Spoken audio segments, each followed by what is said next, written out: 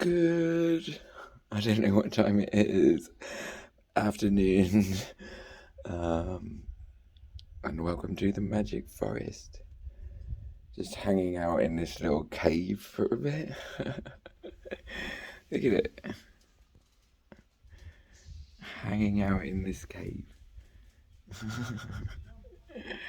It's so nice under here. It's like really cool.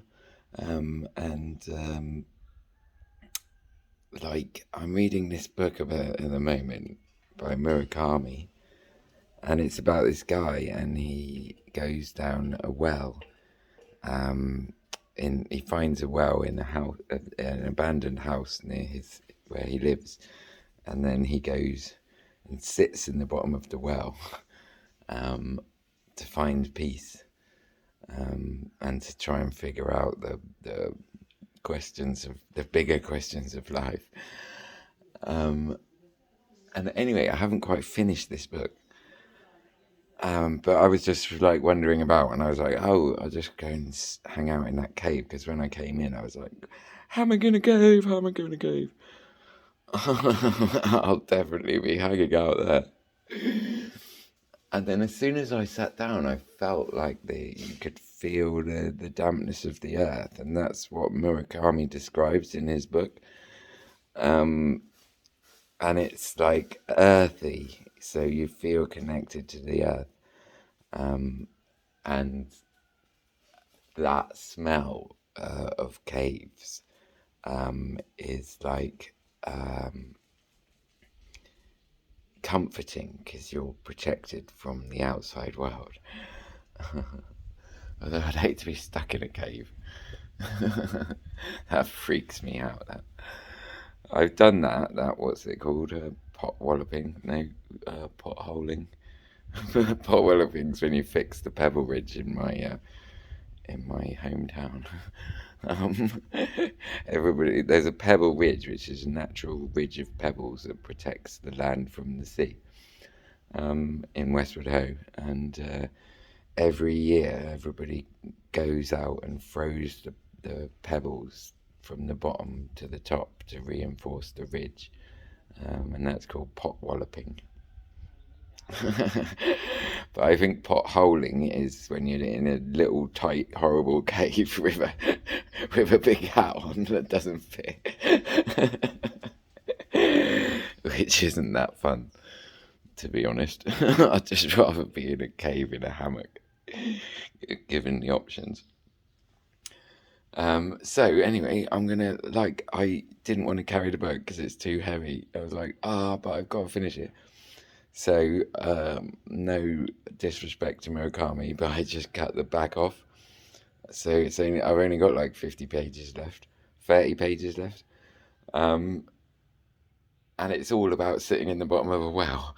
So I'm going to bring it back here and finish the book in a cave, reading about a man in a cave. After the most brilliant book almost that I've ever read in my life, the Wind-Up Bird Chronicles, is so good. Like with Murakami, they're big books, but you just don't want them to end. I almost put off the end because the ends are always epic. He's just so good. So I know what I'm gonna do. But I might do it tomorrow because it's already getting a bit cold out here. And I want to just chill out in my room for a bit because I was socialising today. It's nice though, last night there's two other couples, really sweet couples. And we all had dinner, and I'd ordered some wine, or got the boy to go and get some wine from town. So we had 3 bottles of wine, and so I could fill up everybody's cup and have a little. It was a good Christmas dinner, but all the Vietnamese family was to sit around the table and everybody share together, which is just what it is about.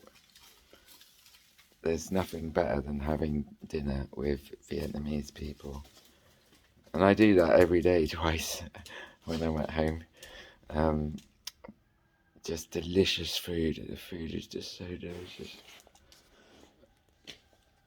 And so, yeah, then this morning as well, I just woke up and I was like, do I need to go for breakfast? And then I thought, no, I just want to lie in. Because didn't sleep well the night before.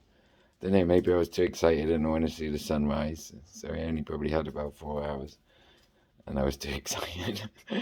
um, so last night after the dinner, I think I was like, went back to my room about 11. I was just like, corpse yoed. Um, and slept like a baby. It was like the best sleep I've had since I've been in Vietnam. But that's not saying a lot because usually I live in a treehouse or in a hard bed or in a cheap hotel. Oh dear. But like you are never alone because the people are so cute. And this is the new part of the hotel area. There's these chalets up here. None of this was here before. Like even the road, because when I was coming, I was like, I'll recognise it when I get there, but I didn't at all. And then coming through here, I was like, this is it, but it's all new. And so they've done it tastefully because they are tasteful, like hammocks in a cave. So that's not tasteful. I don't know why. Henry. They actually asked me to put the muzzle on Henry because people are scared, which is fair enough. But also, Henry is a trash boy. He goes around eating trash, eating things out of bins, eating poo, and so actually, it's for his own good as well.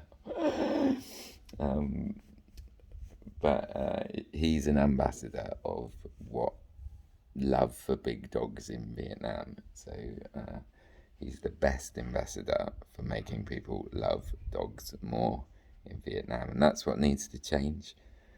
Love for dogs needs to change. Dog love. Yeah, we should do like a pig love, but dog love. And so instead of like pig love is when a piglet runs into the room and everyone just goes, "Oh, it's so cute." Now, say in Taiwan, when Henry runs into a room, people do that because they have dog love. But in Vietnam, they're just terrified because dogs are these things that like just bark at people outside houses. That's all they do. And so, of course, people are terrified for them because the dogs are doing their job, scaring people away. So, and that's the only job they have. So they are scary things by nature. And then probably people have had bad experiences with dogs because once the dog gets off the chain, it probably hurts its tormentor. So it's dog love that needs to change, and love is the only way it can change anything.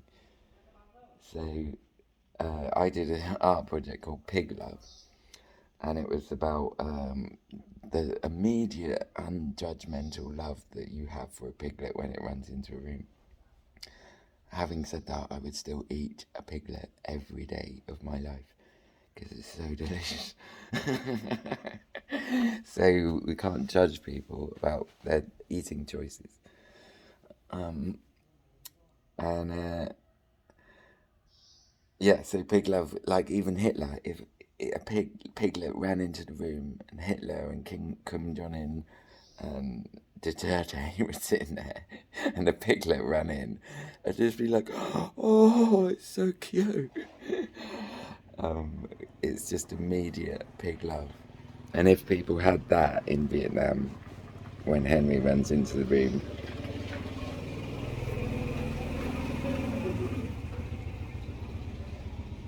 cute people on a motorbike.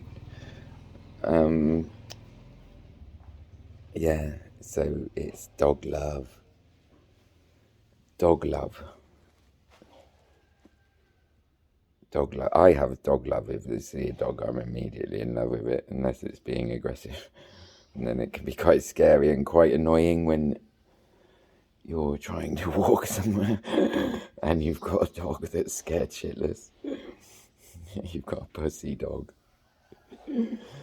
Oh dear. I thought, like, taking Henry on adventures would toughen him up. But he's just a pussy. He's just a pussy. He can't help it. But I mean, he is tough because he would follow me wherever I go. He would follow me to the grave. So I guess that means he's tough. But he's a massive pussy. A lovable pussy. But like, say with my son, you would make him do dangerous things to toughen him up. Like I'd always say, climb along that log over there. Go skateboarding. Like, and that toughens people up because skateboarding is like a way of being able to control your fear.